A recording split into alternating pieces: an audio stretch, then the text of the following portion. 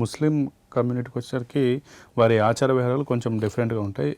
ఈ టోపీ పెట్టుకోవడం, అలాగే గడ్డం పెంచుకోవడం, అలాగే ఈ యాంకిల్ పై వరకు ప్యాంట్ వేసుకోవడం, ఇవన్నీ ఆచార వ్యవహారాలు అంటే ఏంటి, ఇవి ఎందుకు చేస్తారు? ఇది షరియత్ అని ఒక పార్ట్ అనేది ఉంటుంది. చేయాల్సిన పనులు, చేయకూడని పనులు ప్రతి వర్గంలో కూడా అవి ఉంటాయి, హలాల్ హరాం. ఇప్పుడు ఉదాహరణకు మనము చూసుకున్నట్లయితే చెల్లితో పెళ్లి చేసుకోవడం హిందూ సమాజంలో ఒప్పుకుంటారా? సొంత చెల్లితో పెళ్లి చేసుకోవడం అసలు ఒప్పుకోరు. అలాగని ముస్లిం సమాజంలో చేసుకుంటారా అలా సొంత చెల్లికి అంటే? ముస్లిం సమాజంలో కూడా చేసుకోరు, క్రైస్తవ సమాజంలో కూడా చేసుకోరు. అలాగే దొంగతనం చేస్తే మీకు పుణ్యం ఉంటుంది అని హిందూ సమాజంలో ఉందా? దొంగతనం చేస్తే పుణ్యం లేదు. సేమ్ ముస్లింలో కూడా అలాగే ఉంది, దొంగతనం చేస్తే పాపమే ఉంటుంది. ఇలా అందరు కూడా సమానంగా ఒక ధర్మం అనేది ఉంది. ఇది కల్చరల్గా మనం డివైడ్ అయి ఉన్నాం. ఇప్పుడు ఉదాహరణకు నాకు ఏదో ఒక సినిమా హీరో నచ్చాడు అనుకోండి, ఆ హీరోకి నేను ఫాలో అవుతాను. ఇప్పుడు అల్లు అర్జున్ గారు వెనకాల జుట్టు పెంచుకున్నారు అంటే చాలా మంది పెంచుకున్నారా లేదా? అలాగే అల్లు అర్జున్ ఇంతకు ముందు ఆ స్టైల్ ఉండే, ప్యాంట్ కి చైన్ వేసుకుంటాడు ఆయన ఇలా క్రాస్ గా. ఆ స్టైల్ నచ్చి చాలా మంది వేసుకున్నారు. ఆ వేసుకునే వాళ్ళలో హిందువులు ఉన్నారు, ముస్లింలు ఉన్నారు, ఆయన ఫాలోవర్స్ ఉన్నారు. అక్కడ రిలీజన్ సంబంధం కాదు, ఆయన ఫాలోవర్స్. అయితే అక్కడ మనం అడిగామా వాళ్ళకు ఇది ఇస్లాంలో ఉందా, ఇది హిందూ ధర్మంలో ఉందా, సనాతన ధర్మంలో అని అడగం. ఎందుకంటే మన కామన్ సెన్స్ జవాబు ఇస్తుంది, అరే హీరో వేసుకున్నారు కాబట్టి ఆయన వేసుకున్నారు, ఇస్లాంలో లేదు, సనాతన ధర్మంలో కూడా లేదు. అలాగని ఇస్లాం కానివ్వండి, అలాగే హిందూ ధర్మం ఏదైనా సరే మనకు ఒక మెజర్మెంట్ అనేది మాత్రమే ఇచ్చింది, డ్రెస్ కోడ్ అనేది ఇవ్వలేదు. ఇక్కడ నుంచి ఎక్కడి వరకు మన ఈ మోకాల కింది నుంచి ఈ బొడ్డు పైభాగం వరకు ఏదైనా దుస్తులు వేసుకుంటే చాలు. అది ఎలా మనం అర్థం అవ్వాలి అంటే, మన బ్రాహ్మణ పండితులు ఉంటారు కదా, వాళ్ళు వేసుకున్నటువంటి పంచి, అది మన మైండ్ లో వస్తుందా? ఇమాజిన్ చేస్తున్నారా మీరు? అలాగే ఉమ్రాకు కానివ్వండి, హజ్ యాత్రకు కానివ్వండి, ముస్లింలు వైట్ పంచి వేసుకుంటారు. అవును, వాస్తవం. గుర్తుందా? అవును. బట్టలు కానివ్వండి, ప్యాంట్ అలా వేసుకోరు. అవును, ఇక్కడ మేము దేవాలయాలకు వెళ్ళినప్పుడు ఎట్లా మినిమం మెజర్మెంట్ అదే, ఒక పురుషుడు వేసుకోవాల్సిన మినిమం మెజర్మెంట్ అది. స్త్రీలకైతే కొంచెం ఎక్కువ వేసుకోవాల్సి వస్తుంది, ఎందుకంటే మగవారు పైభాగాన్ని విడిచిపెట్టి కూడా ఉండొచ్చు కేవలం పంచి వేసుకొని. స్త్రీలకు మాత్రం అలా కాకుండా పైనుంచి ఇలా కప్పుకోవాలి అని మనము సీతమ్మ దేవిని చూస్తాం. అవును, సీతమ్మ దేవి ఎలా ఉంటారు? ఇలా చున్నీ కప్పుకొని ఉంటారు. ఆమె యాక్చువల్ ఫోటో అలా ఉంటుంది. అది యాక్చువల్ పర్దా ఆడవాళ్లకు.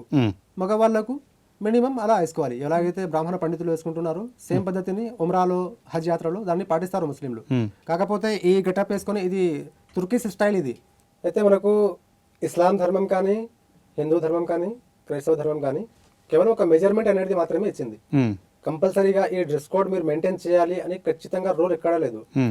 ఇప్పుడు ప్రస్తుతం మన సమాజంలో ఏమైంది అంటే, వైట్ లేదా గ్రీన్ కలర్ అంటే ముస్లింలకు సొంతం, ఆరెంజ్ కాషాయ రంగు అయితే హిందువులకు సొంతం, అలాగే క్రైస్తవులు అయితే వాళ్ళు కూడా వైట్ కలర్ నే ఫాలో అవుతారు, మాకు సొంతం అని ఇలా డివైడ్ చేసుకుని ఉన్నాము. ఇలా మనము కలర్లను కూడా డివైడ్ చేసుకుంటే, కలర్లను కూడా మా మతానికి సంబంధించిన రంగు అని అంటే, రాబోయే తరాలు, రాబోయే రోజుల్లో ముస్లింలు అయితే కేవలం ఆకు కూరగాయలు, పచ్చ రంగులో ఏవైతే కూరగాయలు ఉన్నాయో అవి మాత్రమే తినగలరు.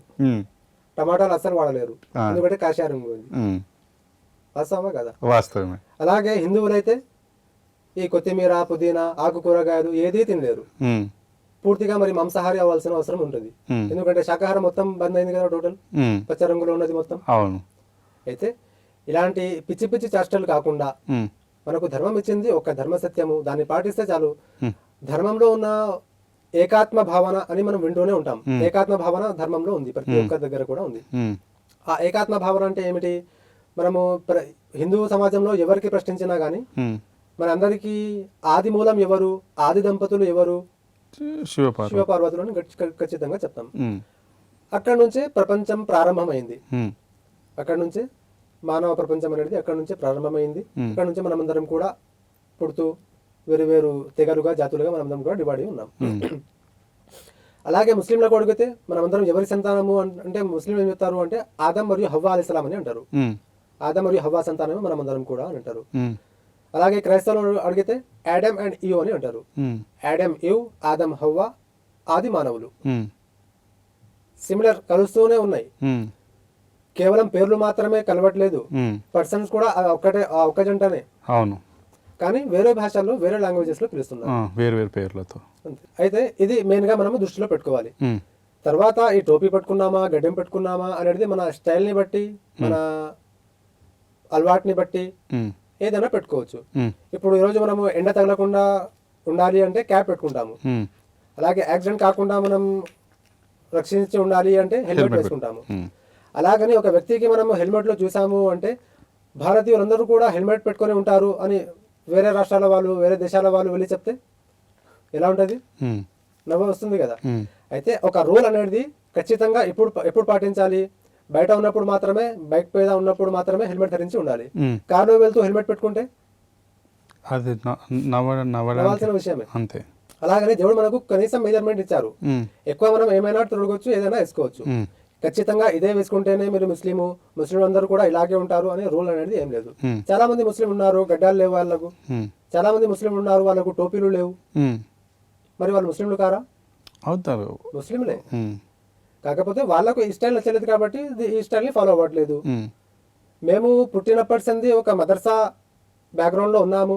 మదర్సాలో అందరూ కూడా ఈ స్టైల్నే మెయింటైన్ చేస్తారు కాబట్టి ఈ స్టైల్లోనే నేను ఉండిపోయాను. ఓకే. ఖచ్చితంగా రూల్ అనేది ఏం లేదు. ఇలా ఉంటేనే దేవుడు స్వర్గంలోకి ప్రవేశిస్తాడు, ఇలా ఉంటేనే ముస్లింలు అనేది కూడా ఏం లేదు. ఉమ్, గడ్డం లేకున్నా గానీ అతను ముస్లిమే, ఉమ్.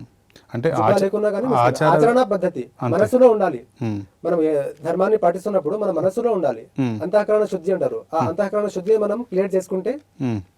ఆటోమేటిక్ గా అన్ని క్లియర్ అయిపోతుంది. అంటే ఆచార వ్యవహారాలు బాగానే పెట్టుకుంటారు కానీ కంపల్సరీ పెట్టుకోవాల్సిన అవసరం లేదు. లేదు.